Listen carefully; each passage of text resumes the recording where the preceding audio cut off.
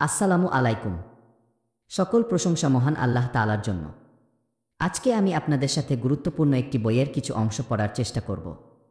বইটির নাম আর রাহিকুল মাকতুম, যার লেখক শাইখ সফিউর রহমান মুবারকপুরী রাহিমাহুল্লাহ এবং বাংলা অনুবাদক আবুল হাসানাত কাসিম, রিফাত মাহমুদ, আলামিন ফেরদৌস, মুহাম্মদ ফয়জুর রহমান। বইটির প্রথম থেকে ১৩তম পর্ব ইতিমধ্যে চ্যানেলে দেওয়া আছে। আপনারা চাইলে চ্যানেলের প্লেলিস্ট চেক করতে পারেন অথবা উপরের বাটনে ক্লিক করে শুনে নিতে পারেন। তবে চলুন শুরু করা যাক। মদিনার বুকে নবজাগরণ।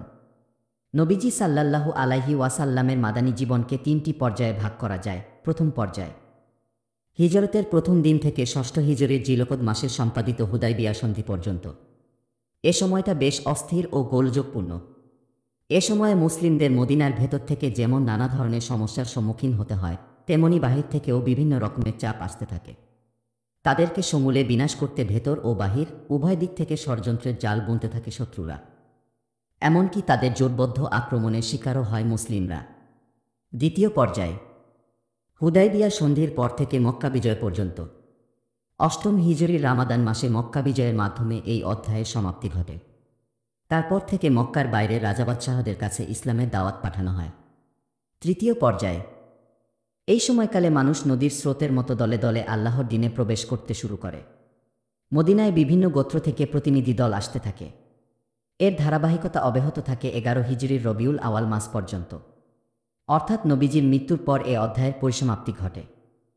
হিজরতের সময় মদিনার অধিবাসীদের অবস্থান হ্রদের মোহনা, রুমাকুক, ফলের বাগান, জুল হুজাইফা, সালা পাহাড়, ফলের বাগান, রানুনা উপত্যকা, ওবারাহ প্রস্তরভূমি, তিহান উপত্যকা, মদিনা, উহুদ পাহাড়, কানাত উপত্যকা, বনু হারিসার বসতি, বনু আব্দিল আশালের বাসভূমি, বনু কায়ানকার বসতি, মাহজুর উপত্যকা, মুজাইনি উপত্যকা, আওয়ালি, ফলের বাগান, বনু জাফরের বসতি, বনু কুরাইজার আবাসভূমি, কুবা, ইর পর্বত, কাব বিন আশরাফের দুর্গ। প্রথম পর্যায় মদিনার তৎকালীন অবস্থা। মুসলিমরা শুধু জুলুম নির্যাতন থেকে মুক্তি পেতেই হিজরত করে মদিনায় চলে এসেছে, ব্যাপারটি এমন নয়। হিজরতের সবচেয়ে বড় উদ্দেশ্য ছিল একটি নিরাপদ ভূমিতে নতুন এক সমাজ প্রতিষ্ঠা করা। তাই প্রতিটি সামর্থ্যবান মুসলিমের অবশ্য কর্তব্য ছিল এই নতুন সমাজ ব্যবস্থা নির্মাণে, প্রতিরক্ষায় ও মর্যাদাকে সমুন্নত রাখায় অংশগ্রহণ করা। নবীজি সাল্লাল্লাহু আলাইহি ওয়াসাল্লাম ছিলেন এই উদীয়মান সমাজের প্রধান। তিনি তাদের কাণ্ডারি ও পথপ্রদর্শক। তার নিয়ন্ত্রণেই গোটা বিষয়াশয় পরিচালিত হতো। তবে মদিনায় বসবাসরত গোষ্ঠীগুলো ৩টি শ্রেণীতে বিভক্ত ছিল, যাদের সামাজিক ও অর্থনৈতিক অবস্থাও ছিল ভিন্ন ভিন্ন। সেজন্য তাকে ৩ শ্রেণীর মানুষের কাছ থেকে ৩ ধরনের প্রতিক্রিয়া ও আচরণের সম্মুখীন হতে হতো, যথা ১. নবীজির সম্মানিত সাহাবিগান। ২. মদিনার মুশরিক সম্প্রদায়, যারা তখনও ঈমান আনেনি। ৩. অভিবাসী ইহুদি। ১. মক্কার মুসলিমরা মদিনায় এসে তাদের চিরাচরিত জীবনযাত্রার সম্পূর্ণ বিপরীত এক রূপ দেখতে পায়। মক্কায় থাকাকালে তারা একই দিনের অনুসারী এবং একই লক্ষ্যের অভিমুখী হলেও ছিল এক ধরনের বন্দী জীবনে। তাদের হাতে কোনো ক্ষমতা ছিল না। তারা অসহায়, দুর্বল ও লাঞ্ছিতের মতো দিন যাপন করত। তাদের জীবন পরিচালিত হতো একরকম মক্কার কাফিরদের নির্দেশে। সে সময় মক্কায় নিজেদের জন্য সম্পূর্ণ ইসলামিক সমাজ কায়েম করার সামর্থ্য তাদের মোটেও ছিল না। তাই মক্কার সময়কালে আল্লাহ তাআলা কুরআনুল কারিমে শুধু ইসলামের মৌলিক বিষয়গুলোই অবতীর্ণ করেছেন, অর্থাৎ এমন কিছু বিধান আরোপ করেছেন যেগুলো ব্যক্তিগতভাবে পালন করতে তারা সক্ষম ছিলেন। যেমন ভালো ও কল্যাণকর কাজের প্রতি দাওয়াত, সুন্দর ও মানবিক আচরণ, খারাপ ও অশ্লীল কাজ থেকে দূরে থাকা ইত্যাদি। কিন্তু মদিনায় মুসলিমদের অবস্থা সম্পূর্ণ ভিন্ন। এখানকার মুসলিমরা প্রথম দিন থেকে স্বাধীন, স্বায়ত্তশাসিত। কারো কাছে কোনো ধরনের জবাবদিহিতায় বাধ্য নয় তারা। বন্দিত্বের তো প্রশ্নই ওঠে না। মক্কার মুসলিমরা এখানে এসে ভিন্ন সভ্যতা, আবাসন ব্যবস্থা, জীবন পদ্ধতি, অর্থনৈতিক অবস্থা, রাজনৈতিক অবকাঠামো, আন্তঃরাষ্ট্রীয় শাসন ব্যবস্থা এবং আন্তর্জাতিক সম্প্রদায়সমূহের সঙ্গে যুদ্ধ ও শান্তিসন্ধির মতো নতুন নতুন পরিস্থিতির সম্মুখীন হয়। সে কারণে জীবন পরিচালনার ক্ষেত্রে তাদের জন্য জরুরি হয়ে পড়ে বৈধ ইবাদত, শিষ্টাচার ও লেনদেনের সামগ্রিক একটি রূপরেখার। এক কথায় মদিনায় জাহিলি সমাজব্যবস্থার বিপরীতে পূর্ণাঙ্গ একটি ইসলামী সমাজব্যবস্থা গঠনের দরকার হয়ে পড়ে, যা জীবনের প্রতিটি ক্ষেত্রে তাদের সহায়তা করবে। যে সমাজব্যবস্থা পৃথিবীতে বিদ্যমান অন্য সব সমাজের তুলনায় অধিক মানবিক হবে আল্লাহ বিশ্বাসী ও কল্যাণকামী। এরকম একটি সমাজ বিনির্মাণের আশা বুকে নিয়েই তো তারা দীর্ঘ 10 বছরেরও অধিক সময় ধরে কাফিরদের অকথ্য নির্যাতন সয়ে এসেছেন। আর এরকম একটি সমাজ ব্যবস্থা একদিনে গড়ে তোলা যায় না, বরং এজন্য দরকার পড়ে দীর্ঘ সময়ের। যে সময়ে মানুষকে একটু একটু করে নতুন জীবন ব্যবস্থা ও শরীয়তের বিধিবিধানের সঙ্গে পরিচিত করে তুলতে হয়, তাদের মানসিকভাবে প্রস্তুত করতে হয় এবং বিভিন্ন ঘটনার প্রেক্ষিতে নতুন নতুন আইন প্রণয়ন করতে হয়, সেভাবেই মহান আল্লাহ নতুন ইসলামী সমাজ ব্যবস্থার জন্য ধীরে ধীরে বিভিন্ন বিধান অবতীর্ণ করেন। নবীজি মুসলিমদের সেসব শিক্ষা দেন, নতুন বিধান অনুসারে তাদের গড়ে তোলেন, সমাজে প্রতিষ্ঠা করেন আল্লাহ প্রদত্ত জীবন ব্যবস্থা। মহান আল্লাহ বলেন, তিনি নিরক্ষরদের কাছে তাদের মধ্য থেকে একজন রাসূল পাঠিয়েছেন, যিনি তাদের কাছে তার আয়াতসমূহ তিলাওয়াত করেন, তাদেরকে পরিশুদ্ধ করেন এবং তাদেরকে শিক্ষা দেন কিতাব ও হিকমা। এর আগে তারা নিমজ্জিত ছিল স্পষ্ট বিভ্রান্তিতে। সাহাবীরাও সর্বান্তকরণে আল্লাহর প্রতিটি বিধান নিজেদের জীবনে বাস্তবায়িত করেন। মহান আল্লাহ তাদের ব্যাপারে বলেন, মুমিন তো তারাই যাদের অন্তর ভয়ে কেঁপে ওঠে আল্লাহর স্মরণে, যাদেরকে তার আয়াতসমূহ পড়ে শোনানো হলে সেটা তাদের ঈমান বৃদ্ধি করে এবং যারা ভরসা রাখে কেবলই তাদের প্রতিপালকের ওপর। নবীজি সাল্লাল্লাহু আলাইহি ওয়াসাল্লাম পর্যায়ক্রমে ঠিক কিভাবে আল্লাহর বিধান ইসলামী সমাজে বাস্তবায়িত করেন সে ব্যাপারে বিস্তারিত আলোচনা করার অবকাশ এখানে নেই। আমরা কেবল যতটুকু অনিবার্য আলোচনার স্বার্থে তাই মাঝে মধ্যে তুলে ধরব। ইসলামী সমাজ ব্যবস্থা কায়েম করা এবং তাতে মুসলিমদের অভিযোজন ঘটানোই ছিল সে সময়ের সবচেয়ে বড় চ্যালেঞ্জ। কিন্তু মক্কার জীবনে সে চ্যালেঞ্জ গ্রহণ করার মতো সুযোগ বা পরিসর কোনোটিই ছিল না মুসলিমদের হাতে। বৃহত্তর পরিসরে ইসলামী দাওয়াত ও নবীজির পয়গামের মূল উদ্দেশ্যই হচ্ছে এমন এক সমাজ ব্যবস্থা কায়েম করা যে সমাজে নির্বিঘ্নে আল্লাহর বিধান প্রতিষ্ঠা করা যায়। যদিও এটি একটি সময়সাপেক্ষ ব্যাপার, তবে এই সময়ের মধ্যে এমন অনেক সমস্যার সম্মুখীন মুসলিমদের হতে হয়েছে যার তাৎক্ষণিক সুরাহা ছিল অনিবার্য। মদিনায় তখন কার্যত ৩ শ্রেণীর লোকের বসবাস থাকলেও মুসলিমদের মধ্যে ভাগ ছিল দুটি। প্রথম ভাগে ছিলেন আনসার সাহাবীগণ, যারা মদিনার স্থানীয় ও মুহাজিরদের আশ্রয়দাতা। তাদের ভিটেমাটি ও ব্যবসা বাণিজ্য সবকিছুই যথারীতি বহাল ছিল। তাদের জীবন জীবিকা নিয়ে বিশেষ কোনো দুশ্চিন্তা ছিল না। দ্বিতীয় ভাগে ছিলেন মুহাজির সাহাবীরা, যারা কেবল দিনের চেতনা বুকে ধারণ করে ভিটেমাটি ও সর্বস্ব ছেড়ে পাড়ি জমিয়েছেন সুদূর মদিনায়। তাদের এখানে না আছে মাথা গোজার ঠাঁই, আর না আছে কোনো অর্থসম্পদ বা রুজি রোজগারের ব্যবস্থা। তারা আক্ষরিক অর্থেই উদ্বাস্তু ও অভিবাসী। এই শ্রেণীর সংখ্যা নেহাত কম ছিল না, বরং দিনকে দিন বেড়েই চলছিল। কারণ সে সময় যারাই আল্লাহ ও তার রাসূলের উপর বিশ্বাস স্থাপন করত, তাদের জন্য মক্কা ত্যাগ করে মদিনায় হিজরত করা অত্যাবশ্যক ছিল। সে সময় মদিনাও তেমন সমৃদ্ধ কোনো শহর নয়। তাছাড়া নতুন শরণার্থীদের বরণ করে নেওয়ার মতো অবস্থা না থাকায় দেশের অর্থনৈতিক অবস্থা তখন অনেকটাই ভঙ্গুর হয়ে পড়ে। অপরদিকে মদিনার মুসলিমদের সঙ্গে ইসলাম বিরোধী শক্তির অর্থনৈতিক বয়কট চলতে থাকে। ফলে আরও নাজুক হয়ে পড়ে দেশের পরিস্থিতি। ২. দ্বিতীয় শ্রেণীতে আছে মদিনার মুশরিকেরা, মুসলিমদের ওপর যাদের কোনো কর্তৃত্ব বা নেতৃত্ব নেই। তাদের অনেকের মনে ইসলাম গ্রহণের সুপ্ত ইচ্ছা থাকলেও বাপদাদাদের ধর্ম ত্যাগ করে ইসলাম গ্রহণের সৎসাহস ছিল না। এরা মুসলিমদের বিরুদ্ধে কোনো ধরনের বিদ্বেষ বা শত্রুতা পোষণ করত না। তাদের এই নিরপেক্ষ অবস্থান একসময় তাদেরকে ইসলামের দিকে টানে এবং তাদের অনেকেই খাঁটি মুমিন বান্দায় পরিণত হন।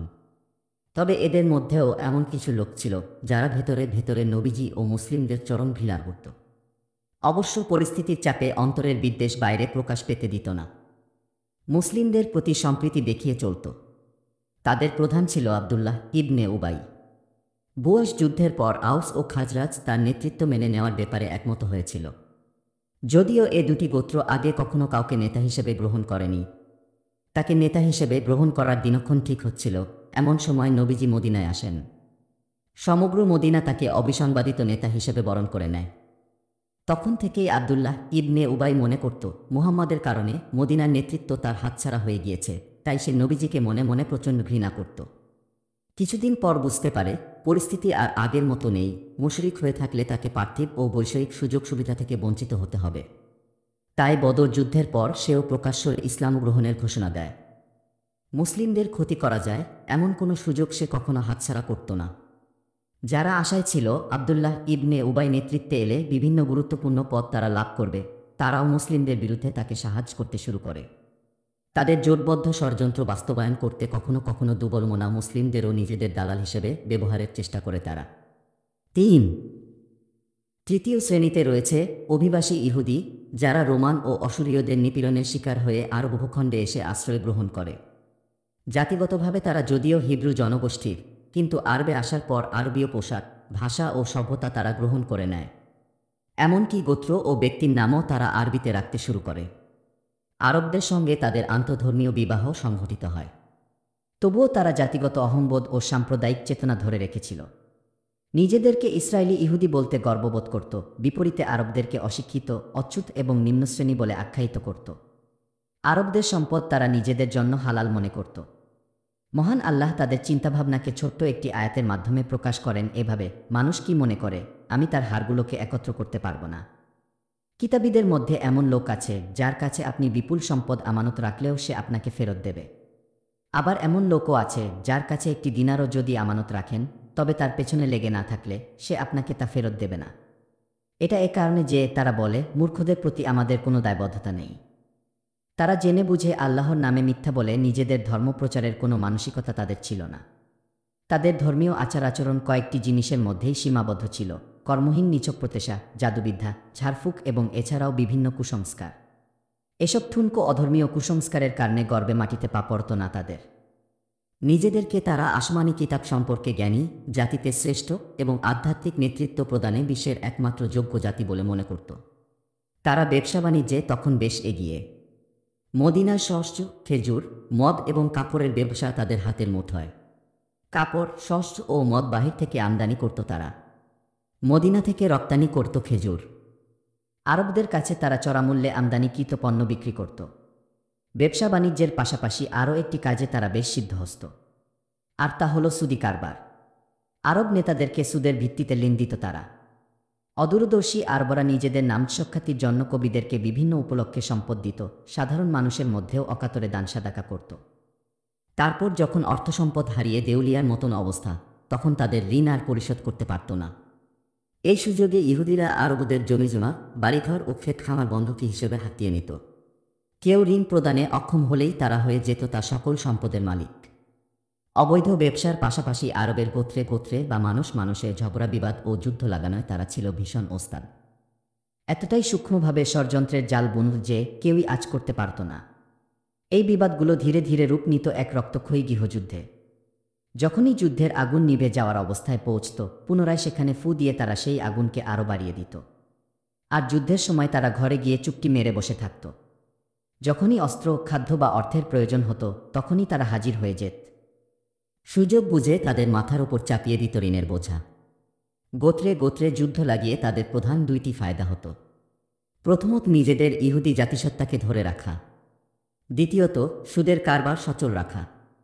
ইয়াসরিবে তিনটি ইহুদি গোত্র ছিল সবচেয়ে প্রসিদ্ধ। ১. বনু কায়নুকা, যারা খাজরাজের মিত্রপক্ষ এবং এদের বসবাস মদিনার অভ্যন্তরে। ২. বনু নাজির। ৩. বনু কুরাইজা। শেষের দুই গোত্র, বনু নাজির ও বনু কুরাইজা, ছিল আউস গোত্রের সহযোগী ও মিত্রপক্ষ। মদিনার উপকণ্ঠে তাদের অবস্থান। এই গোত্রগুলোর কারণে সবসময় আউস এবং খাজরাজের মধ্যে দ্বন্দ্ববিবাদ লেগেই থাকত। বোয়াস যুদ্ধে তারাও নিজ নিজ মিত্রপক্ষের সঙ্গে যুদ্ধে অংশগ্রহণ করেছিল। আরবদের সাথে সহাবস্থান ছিল বলেই যে তারা ইসলামকে ভালো চোখে দেখবে, এমনটা মনে করা ভুল। কারণ নবীজি জাতিগতভাবে আরব ছিলেন, আর তারা নিজেদের গোত্র ও সম্প্রদায়ের বাইরে কাউকেই গ্রহণ করতে পারত না। তাদের চিন্তাচেতনা জুড়ে থাকত কেবলই ইহুদি জাতীয়তাবাদ। কাজেই তাদের দৃষ্টিতে একটি জিনিস শুধু ভালো বা কল্যাণকর হওয়াই যথেষ্ট নয়, বরং ইহুদি জাতীয়তাবাদের মানদণ্ডে উন্নীত হওয়াও জরুরি ছিল।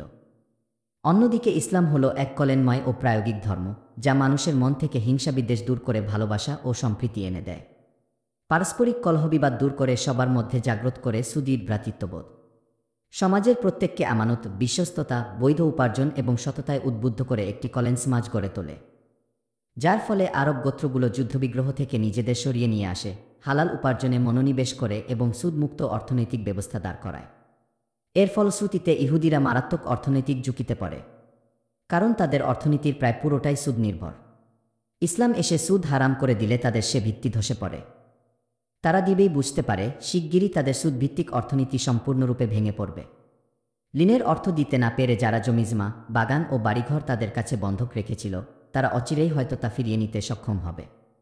মদিনায় যখন দিনের দাওয়াতের প্রচার শুরু হয়, তখন থেকেই তারা তাদের পরিণতির ব্যাপারে সজাগ হয়ে ওঠে। ইসলাম ও আল্লাহর রাসূলের প্রতি চরম বিদ্বেষ পোষণ করতে শুরু করে। যদিও প্রথম দিকে তারা সরাসরি বিরোধিতায় যেত না, কিন্তু দিন যতই গড়াতে থাকে ততই তাদের মুখোশ সরে যেতে থাকে।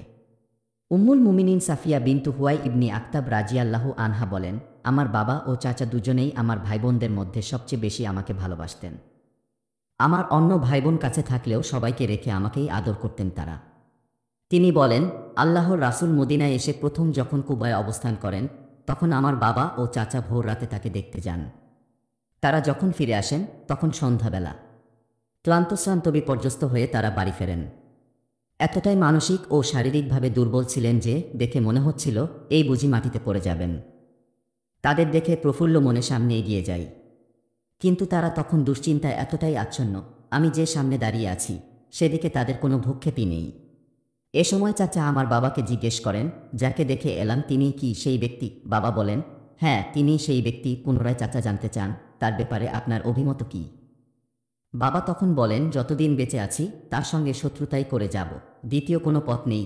মদিনায় ইসলাম প্রবেশের সময় এই ইহুদিদের অবস্থান কেমন ছিল তা আরও স্পষ্ট করে তোলে আবদুল্লাহ ইবনে সালাম রাজিয়াল্লাহু আনহুর ঘটনা। তিনি ছিলেন একজন প্রজ্ঞাবান ইহুদি আলিম। বনু নাজ্জারে নবীজির আগমনের খবর শুনে তিনি দ্রুত তা সাক্ষাতে যান। তিনি আসলেই সত্য নবী কিনা সেটা যাচাই করতে তিনি এমন কিছু প্রশ্ন করেন যা নবী ছাড়া সাধারণ কোনো মানুষের পক্ষে জানা সম্ভব নয়। তার প্রশ্নের প্রেক্ষিতে নবীজি যে উত্তর দেন তা শুনে সেখানেই তিনি সঙ্গে সঙ্গে ইসলাম গ্রহণ করেন। এরপর নবীজিকে বলেন, ইহুদিরা এমন এক জাতি মিথ্যা অপবাদ দেওয়ায় যাদের কোনো জুড়ি নেই। আমার ইসলাম গ্রহণের খবর তারা যদি জানতে পারে, তবে নির্ঘাত তারা আমার নামে আপনার কাছে মিথ্যে বলবে। তার কথা যাচাই করার জন্য নবীজি তখনই ইহুদিদের ডেকে পাঠান। তারা আসার আগেই আবদুল্লাহ ইবনে সালাম ঘরের ভেতরে গিয়ে বসেন। নবীজি তাদের জিজ্ঞেস করেন, আবদুল্লাহ ইবনে সালাম লোক হিসেবে কেমন? তারা উত্তরে বলে, তিনি আমাদের একজন প্রখ্যাত আলিম। তার বাবাও একজন বড় আলিম ছিলেন। তিনি নিজে শ্রেষ্ঠ, তার পিতাও ছিলেন শ্রেষ্ঠ। নবীজি তখন বলেন, এখন সে যদি ইসলাম গ্রহণ করে তবে তার ব্যাপারে তোমাদের অভিমত কি হবে? এ কথা শুনে তারা 3 বার আল্লাহর পানাহ চায়। অমনি আবদুল্লাহ ঘরের ভেতর থেকে বের হয়ে কালিমায়ে শাহাদাত পাঠ করেন, আশহাদু আল্লা ইলাহা ইল্লাল্লাহ ওয়া আশহাদু আন্না মুহাম্মাদান আবদুহু ওয়া রাসূলুহু। অর্থাৎ, আমি সাক্ষ্য দিচ্ছি আল্লাহ ছাড়া কোনো ইলাহ নেই। আরও সাক্ষ্য দিচ্ছি মুহাম্মদ আল্লাহর বান্দা ও তার রাসূল। তার শাহাদাহ পাঠ শেষ হতে না হতেই তারা সমস্বরে বলে ওঠে, ও একটা নিকৃষ্ট, জন্মেছেও একটা নিকৃষ্ট মানুষের ঘরে। আরও কিছু অকথ্য ভাষায় গালিগালাজ করে তারা সেখান থেকে বিদায় নেয়। তারা চলে যাওয়ার সময় আবদুল্লাহ ইবনে সালাম ঘর থেকে বের হয়ে বলেন, ও আমার ইহুদি ভাইয়েরা, আল্লাহকে ভয় করো। সেই আল্লাহর কসম করে বলছি, যিনি ছাড়া কোনো ইলাহ নেই, তোমরা নিশ্চিতভাবেই জানো তিনি আল্লাহর রাসূল। তিনি সত্যধর্মসহ মানবজাতির কাছে প্রেরিত হয়েছেন। কিন্তু উপস্থিত ইহুদিরা সঙ্গে সঙ্গে অস্বীকার করে বলে, তুমি মিথ্যে বলছ। মদিনায় প্রবেশের পর ইহুদিদের ব্যাপারে এটা ছিল নবীজি সাল্লাল্লাহু আলাইহি ওয়াসাল্লামের প্রথম অভিজ্ঞতা। এ পর্যন্ত যাদের নিয়ে আলোচনা হলো, হোক তারা শত্রু বা মিত্র, সবাই মদিনার মানুষ। মদিনার বাইরে ইসলামের একমাত্র প্রতিদ্বন্দ্বী এবং বিরোধী শক্তি ছিল কুরাইশ।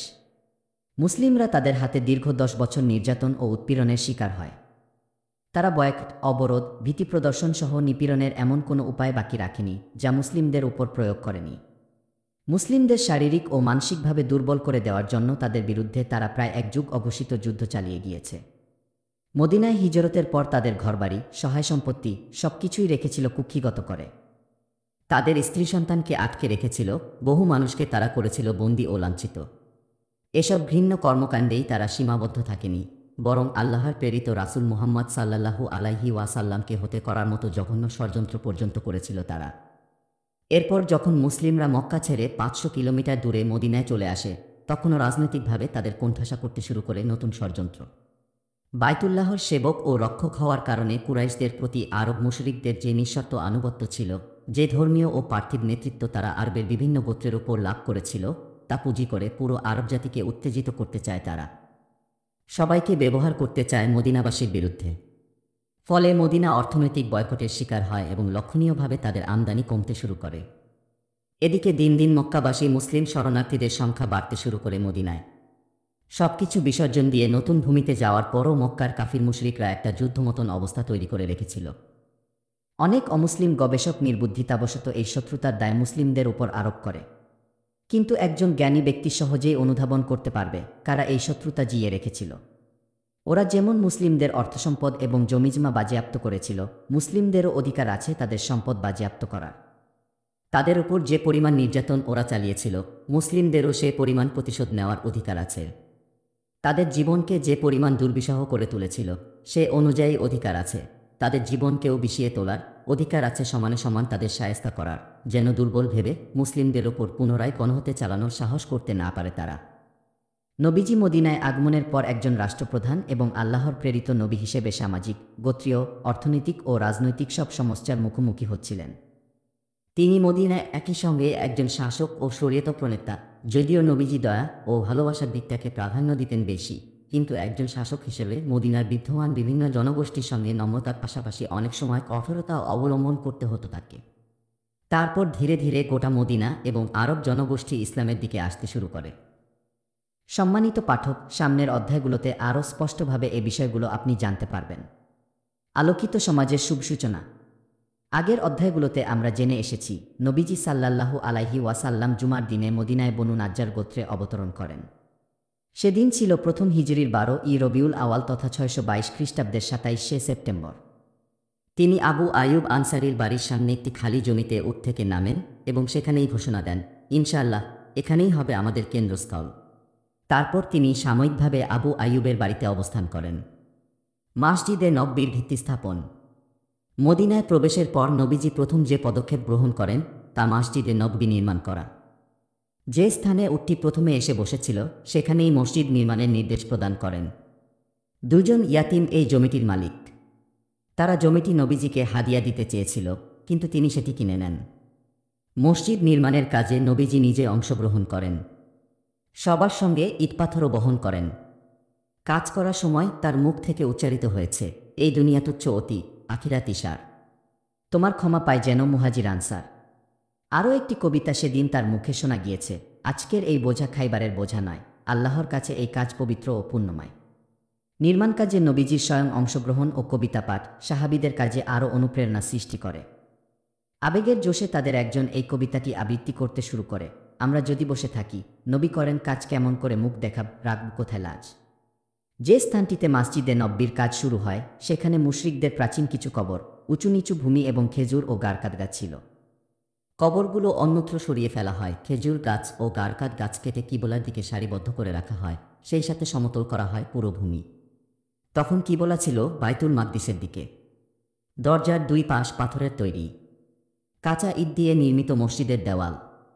ছাদ বানানো হয় খেজুর গাছের বাকল ও ডালপালা দিয়ে। খুঁটি নির্মাণে কাজে লাগে খেজুর গাছের গুঁড়ি। মসজিদের মেঝে বালু এবং নুড়ি দিয়ে ঢালাই করা হয়েছে। মসজিদে 3টি প্রবেশপথ রাখা হয়। কিবলার দিক থেকে পেছন দিক পর্যন্ত দৈর্ঘ্য ছিল 100 হাত, প্রস্থ প্রায় এমনই। মসজিদের ভিতর ছিল 3 হাত গভীরে। নবীজির স্ত্রীদের থাকার জন্য মসজিদের দেওয়াল ঘেঁষে কাঁচা ইট দিয়ে কয়েকটি ঘর বানানো হয়, যার ছাদ তৈরি হয়েছে খেজুর গাছের ডালপালা আর বাকল দিয়ে। মসজিদ ও ঘর নির্মাণের পর নবীজি আবু আইয়ুবের ঘর থেকে চলে আসেন। মসজিদে নববী শুধু সালাত আদায় এবং ইবাদত বন্দেগীর স্থান হিসেবে নির্ধারিত ছিল না, বরং এই মসজিদ থেকে শিক্ষা দীক্ষা, তালিম ও তাজকিয়া এবং জীবন পরিচালনার জন্য প্রয়োজনীয় দিক নির্দেশনা প্রদান করা হতো। মসজিদ মূলত মুসলিমদের সম্মেলন কক্ষ। এখানে সহযোগিতা, সম্বেদনা এবং সহমর্মিতার বাণী প্রচারিত হতো। জাহেলি যুগের গোত্রে গোত্রে হিংসাবিদ্বেষ এবং গৃহযুদ্ধ ভুলে তারা এই মসজিদের ছাদের নিচে একে অপরের সঙ্গে ভাই ভাই হয়ে বসত। এই মসজিদ থেকেই যুদ্ধ, শান্তি, সন্ধির ঘোষণা উচ্চারিত হতো এবং এখানেই অনুষ্ঠিত হতো সলা পরামর্শের বৈঠক সভা। পরিচালিত হতো বিচারিক কার্যক্রম। মক্কা থেকে আগত অসংখ্য নিঃস্ব শরণার্থী, যাদের স্বজন, সন্তান বা সম্পদ বলতে কিছুই ছিল না, রাতের বেলা এখানেই হতো তাদের মাথা গোজার ঠাঁই। প্রথম হিজরির শুরুর দিকে আজান প্রবর্তন করা হয়। এই জান্নাতি আওয়াজ মসজিদ থেকে 5 বেলা উচ্চকণ্ঠে উচ্চারিত হতো, যার সামনে নিষ্প্রভ হয়ে যেত মিথ্যা ধর্ম এবং কুসংস্কারের দম্ভ। মদিনার আলো বাতাস উজ্জীবিত হয়ে উঠত তাওহীদের প্রদীপ্ত ঘোষণায়। আজানের শব্দগুলো কিভাবে নির্ধারিত হয়, আবদুল্লাহ ইবনে জাইদ ইবনি আব্দি রাবিহির স্বপ্নের মাধ্যমে সেই ঘটনা বেশ প্রসিদ্ধ, যা বিস্তারিত জামিউত তিরমিজি, সুনানু আবি দাউদ, মুসনাদু আহমাদ ও সহিহু ইবনি খুজাইমার বর্ণনায় উঠে এসেছে। নজিরবিহীন ভ্রাতৃত্ব বন্ধন। মদিনায় আসার পর নবীজি সাল্লাল্লাহু আলাইহি ওয়াসাল্লাম মসজিদ নির্মাণের মতোই আরও একটি মহৎ ও অনন্য কাজ করেন, বিশ্ব ইতিহাসে যার কোনো তুলনা নেই। তিনি শরণার্থী মুহাজির মুসলিম এবং মদিনার আনসার মুসলিমদের মধ্যে ঐতিহাসিক ভ্রাতৃত্ব স্থাপন করেন। ইবনেল কাইম বলেন, আনাস ইবনে মালিকের বাড়িতে প্রায় ৯০ জন আনসার ও মুহাজিরের মধ্যে তিনি সম্প্রীতি গড়ে তোলেন। ভ্রাতৃত্ব স্থাপন করে দেন তাদের মাঝে, যারা সুখে দুঃখে একে অপরের পাশে দাঁড়াবে এবং মৃত্যুর পর রক্ত সম্পর্কীয় আত্মীয়ের মতো একে অপরের সম্পদের ওয়ারিসও হবে। বদর যুদ্ধ পর্যন্ত উত্তরাধিকারের এই বিধান বলবৎ ছিল। মহান আল্লাহ তাআলা যখন এই আয়াত নাজিল করেন, বস্তুত যারা আত্মীয়, আল্লাহর বিধানমতে তারা পরস্পরের বেশি হকদার। নিশ্চয় আল্লাহ যাবতীয় বিষয়ে অবগত। এই আয়াত নাজিলের পর মুহাজির ও আনসারদের মাঝে ভ্রাতৃত্বের এই উত্তরাধিকার আইন বাতিল হয়ে যায়। কারো কারো মতে নবীজি মুহাজিরদের মধ্যে ভ্রাতৃত্বের ভিন্ন একটি বন্ধন রচনা করেন, তবে এই মতটি সঠিক নয়। এর কারণ তারা একই গোত্রের মানুষ এবং একে অন্যের আত্মীয় হওয়ার সুবাদে তাদের ভেতর আগে থেকেই ভ্রাতৃত্ব বন্ধন মজবুত ছিল। এ কারণে তাদের মাঝে নতুন করে আর বন্ধন তৈরি করে দেওয়ার প্রয়োজন পড়েনি। অপরদিকে আনসারদের সঙ্গে মুহাজিরদের কোনো আত্মীয়তার সম্পর্ক ছিল না। তাই নবীজি এই দুই জাতির মাঝে ভ্রাতৃত্ব বন্ধন স্থাপন করে এক অনন্য নজর সৃষ্টি করেন। মুহাম্মদ আল গাজালি মদিনার এই ভ্রাতৃত্বের অসাধারণ একটি তাৎপর্য ব্যাখ্যা দিয়েছেন। তিনি বলেছেন, এই ভ্রাতৃত্বের মূল অর্থই হচ্ছে জাহিলি যুগের অন্যায় গোত্রপ্রীতি এবং জাতীয়তাবাদের অবসান ঘটানো। মানুষের একমাত্র পরিচয় ইসলাম, যাতে বংশ, দেশ ও ভূমি পরিচয়ের কোনো স্থান নেই। কে উত্তম আর কে অধম নির্ধারিত হবে মানুষের তাকওয়া ও আল্লাহভীতির মাপকাঠিতে। এই ভ্রাতৃত্বের বন্ধন কেবল গালভরা কোনো বলি নয়, নবীজি একটি বাস্তব রূপ দিয়েছেন এখানে। এই ভ্রাতৃত্বের সঙ্গে জুড়ে ছিল রক্তমাংসের সম্পর্ক, শুধু কুশল বিনিময় এবং খোঁজ খবরের মধ্যেই এটি সীমাবদ্ধ ছিল না। এই ভ্রাতৃত্বের মধ্যে নিঃস্বার্থ সম্বেদনা, সহানুভূতি এবং অন্যের জন্য কিছু করার আকাঙ্ক্ষা সর্বদা জাগ্রত ছিল। মদিনার নতুন সমাজ এই ভ্রাতৃত্বের বন্ধনের ওপরেই টিকে থাকে বছরের পর বছর। মুহাজিররা মদিনায় আসার পর নবীজি আব্দুর রহমান ইবনে আউফ এবং সাদ ইবনে রবিয়ার মধ্যে ইসলামী ভ্রাতৃত্ব প্রতিষ্ঠা করেন। তাই আব্দুর রহমানকে সাদ প্রস্তাব দেন, আমি আনসারদের মধ্যে বেশি সম্পদশালী মানুষ। আমার যা সম্পদ আছে 2 ভাগে ভাগ করব। আমার 2 জন স্ত্রী আছে, আপনার যাকে পছন্দ আমি তাকে তালাক দিয়ে দেব। ইদ্যত শেষ হলে আপনি তাকে বিয়ে করে নেবেন। আব্দুর রহমান ইবনে আউফ বলেন, আল্লাহ আপনার পরিবার ও সম্পদে বারাকাহ দান করুন। এরপর তিনি এখানকার বাজার কোথায় তা জানতে চাইলেন। তারা তাকে বনু কাইনুকার বাজার দেখিয়ে দিলেন। বাজার থেকে ঘরে ফেরার সময় তিনি কিছু পনির ও ঘি সাথে নিয়ে ফিরলেন। এরপর প্রতিদিন সকালবেলা বাজারে যেতে লাগলেন। কয়েকদিন পর তিনি নবীজির মজলিসে আসেন। তার গায়ে তখন হলুদ রং লেগেছিল। নবীজি জিজ্ঞেস করেন, কি ব্যাপার? তিনি বলেন, বিয়ে করেছি। নবীজি জিজ্ঞেস করেন, মোহর কত দিয়েছ? তিনি বলেন, খেজুর দানা সমপরিমাণ স্বর্ণ। আবু হুরায়রা বলেন, আনসার সাহাবীরা একবার আল্লাহর রাসূল সাল্লাল্লাহু আলাইহি ওয়াসাল্লামের দরবারে এসে বলেন, আমাদের ভাই এবং আমাদের মধ্যে খেজুর বাগান ভাগ করে দিন। আল্লাহর রাসূল অসম্মতি প্রকাশ করেন। তারা মুহাজিরদেরকে তখন এই প্রস্তাব দেন, তোমরা তাহলে বাগানে পরিশ্রম করো, আমরা তোমাদেরকে ফসলে অংশীদার বানাব। মুহাজির সাহাবীরা আনন্দচিত্তে তা মেনে নেন। এই ঘটনাগুলো থেকে আমরা বুঝতে পারি আনসার সাহাবীরা মুহাজির সাহাবীদের কতটা ভালোবেসে কাছে টেনে নিয়েছিলেন এবং তাদের জন্য তারা কতটা বিসর্জন দিতে প্রস্তুত ছিলেন। মুহাজির সাহাবীদের মাঝেও ঠিক ততটুকু সততা ও আমানতদারিতা দেখা গিয়েছিল। তাদের এই উদারতাকে তারা সুযোগ কিংবা দুর্বলতা হিসেবে গ্রহণ করেননি, বরং প্রয়োজন ছাড়া তাদের কোনো ধরনের সাহায্য গ্রহণ করেননি। নবীজির এই ভ্রাতৃত্ব রচনার কারণে অসংখ্য সমস্যার সমাধান হয়েছিল। হিজরত পরবর্তী সামাজিক ও অর্থনৈতিক অনেক সমস্যার সমাধানে সফল হয়েছিলেন তিনি, যে সমস্যাগুলো তৈরি হয়েছিল মুহাজির সাহাবীদের আগমনের প্রেক্ষিতে। ঐতিহাসিক মদিনার সনদ। নবীজি সাল্লাল্লাহু আলাইহি ওয়াসাল্লাম মুহাজির ও আনসারদের মধ্যে ভ্রাতৃত্ববন্ধন যেমন প্রতিষ্ঠা করেছিলেন, সেই সঙ্গে তিনি আরব মুসলিম ও অমুসলিমদের মধ্যেও স্থাপন করেছিলেন সম্প্রীতিমূলক সম্পর্ক।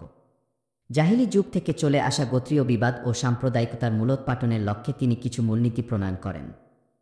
এমন সতর্কতার সঙ্গে তিনি এটি তৈরি করেন যাতে কোনো ধরনের জাহিলি রীতিনীতি এই সন্দেহে প্রবেশ করতে না পারে এবং তিনি যে নতুন সমাজ বিনির্মাণ করতে চাইছেন তাতে এসবের অনুপ্রবেশ না ঘটে। আমরা এখানে সেই সন্দেহের মৌলিক কিছু ধারা তুলে ধরতে চেষ্টা করব। মহান আল্লাহর নামে শুরু করছি, যিনি পরম করুণাময়, অসীম দয়ালু। এই সনদ আল্লাহর প্রেরিত রাসূল মুহাম্মদ কর্তৃক প্রণীত। মুহাজির ও আনসার সহ এই ভূমিতে আরও যারা বসবাস করছে এবং তাদের সঙ্গে যারা একত্রে যুদ্ধ করতে প্রতিজ্ঞাবদ্ধ, তাদের উদ্দেশ্যে। তারা সবাই একটি স্বতন্ত্র জাতি হিসেবে বিবেচিত, অন্য জাতির সঙ্গে তাদের কোনো সম্পর্ক নেই। মুহাজিররা সবাই মিলে রক্তপণ পরিশোধ করবে এবং নিজেরাই নিজেদের বন্দীদের মুক্তিপণ দিয়ে ছাড়িয়ে আনবে। আনসাররাও একত্রে আগের মতো নিজেদের গোত্রভিত্তিক রক্তপণ আদায় করবে এবং নিজেদের বন্দীদের মুক্তিপণ গোত্র অনুযায়ী পরিশোধ করবে। কোনো দরিদ্র সহায় ব্যক্তির মুক্তিপণ বা রক্তপণ আদায় করার ক্ষেত্রে কোনো মুমিন অবহেলা বা অনীহা প্রকাশ করবে না। যে বিদ্রোহ করবে, বিদ্রোহের উস্কানি দেবে অথবা নৈরাজ্য সৃষ্টি করবে, তার বিরুদ্ধে সকল মুসলিম একজোট হয়ে অবস্থান নেবে, সে তার নিকট আত্মীয় বা সন্তান যেই হোক না কেন। একজন মুসলিম অন্য মুসলিমকে কোনো কাফিরের বদলায় হতে করতে পারবে না। মুসলিমদের বিরুদ্ধে গিয়ে কোনো কাফিরকে সমর্থন বা সাহায্য করতে পারবে না।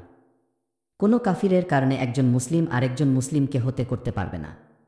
একজন সাধারণ মুসলিমও যদি কোনো অমুসলিমকে নিরাপত্তা প্রদান করে, তাহলে সেটা রক্ষা করা অপরাপর মুসলিমদের জন্য অত্যাবশ্যক। মুসলিমদের সঙ্গে চুক্তিবদ্ধ বিধর্মীদেরও সাহায্য সহযোগিতা করতে হবে। তাদের ওপর কোনো ধরনের জুলুম নির্যাতন করা যাবে না এবং তাদের বিরুদ্ধে অন্য কাউকে সাহায্য করা যাবে না। যুদ্ধ চলাকালীন শান্তি বা সন্ধি চুক্তি একত্রে সম্পাদন করতে হবে, বিচ্ছিন্নভাবে শান্তি চুক্তি করা যাবে না। চুক্তি হতে হবে সমতা ও ন্যায়ের সঙ্গে। আল্লাহর পথে পরিচালিত যুদ্ধের লাভ ক্ষতিতে সকল মুমিন সমান ভাগিদার হবে। কোনো মুশরিক কোনো কুরাইশ কাফিরের জানমালের নিরাপত্তা দিতে পারবে না, এমনকি কোনো কুরাইশ কাফিরকে রক্ষা করার জন্য কোনো মুমিনের সামনে বাধা হয়েও দাঁড়াতে পারবে না। কেউ যদি কোনো মুসলিমকে অন্যায়ভাবে হত্যা করে এবং হত্যাকাণ্ড মানিত হয়, তাহলে হত্যের বদলে ওই হত্যাকারীকেও প্রাণ দিতে হবে, যদি না নিহতের অভিভাবক হত্যের বিনিময় গ্রহণ করে। সকল মুসলিম এই সনদ বাস্তবায়নে একমত ও বাধ্য। এর বিরোধিতা করার সুযোগ কারও নেই। কোনো মুসলিম কোনো বিদ্রোহীকে সাহায্য বা আশ্রয় দিতে পারবে না। যে ব্যক্তি তাকে সহায়তা করবে বা আশ্রয় দেবে, তার ওপর কিয়ামতের দিন আল্লাহর লানত ও অভিসম্পাত বর্ষিত হবে। সেদিন কোনো ধরনের অর্থ বিনিময়ের মাধ্যমেও শেষ রক্ষা হবে না তার। যখনই কোনো ক্ষেত্রে তোমাদের মধ্যে মতানৈক্য বা মতভেদ সৃষ্টি হবে, তোমরা আল্লাহ ও তার রাসূলের কাছে এর সমাধান তালাশ করবে। নবগঠিত সমাজের সন্দেহের প্রভাব। নবীজি সাল্লাল্লাহু আলাইহি ওয়াসাল্লাম তার অসীম প্রজ্ঞা ও দূরদর্শিতার মাধ্যমে এক নবসমাজের ভিত্তি গড়ে তোলেন। সাহাবীরা নবীজির সংস্পর্শে এসে যে মূল্যবোধ ও নৈতিকতা লাভ করেছিলেন, তাই প্রতিবিম্বিত হয় এই নতুন সমাজের দর্পণে। নবীজি তাদেরকে জীবনের প্রতিটি ক্ষেত্রে ঐশী শিক্ষা ও দীক্ষার মাধ্যমে আলোকিত করে তুলেছেন। তাদের হৃদয় থেকে নির্মূল করেছেন ঘৃণাহিংসা ও বিদ্বেষের বিষবৃক্ষ। নববী পাঠশালায় ইবাদত, আখলাক, ভ্রাতৃত্ব ও বন্ধুত্বের নতুন সবক ছড়িয়ে দিয়েছেন। তাদের মাঝে কোনো এক মজলিসে একবার তাকে জিজ্ঞেস করা হয়, ইসলামের কোনো কাজটি শ্রেষ্ঠ? তিনি বলেন, ক্ষুধার্তের মুখে খাবার তুলে দেওয়া এবং পরিচিত ও অপরিচিত সবাইকে সালাম দেওয়া। সুপ্রিয় শ্রোতা মণ্ডলী, 14তম পর্বের ভিডিও আজকের মতো এখানেই শেষ করছি। 15তম পর্বটি শুনতে আমাদের চ্যানেল ভিজিট করুন। ধন্যবাদ আমাদের পাশে থাকার জন্য।